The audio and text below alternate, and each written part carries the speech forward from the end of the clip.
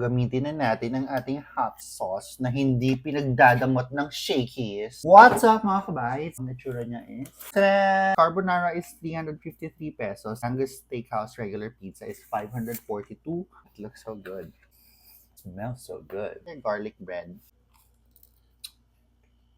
Maraming hot sauce kaysa sa Greenwich. Greenwich ha, you should do better. Grabe yung hot sauce na binigay niyo sa akin. Dalawa, nagbayad pa ako for extra hot sauce. Yun na yun, di ako nagbayad ng extra 6 pesos for the hot sauce. Pero 3 yung binigay. Ano na, Greenwich? Sundin nyo sa Shakey's. My favorite shiitake mushroom. Mayroon ding buttered mushroom and bacon. It smells so good! Okay, I'm gonna try it na. So masarap. I like it. I love the bacon. If you don't know what to order sa Shakey's, Angus cheesesteak. Angus. Basta Angus Steakhouse. Pang-slice din siya. It's pre-sliced obviously, pero dapat daw it will work if you use it for... it works!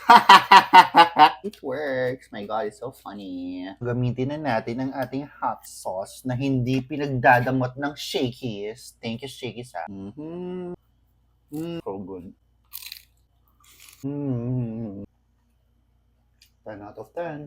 Carbonara, 9.5 over 10. Ayun lang. Bye!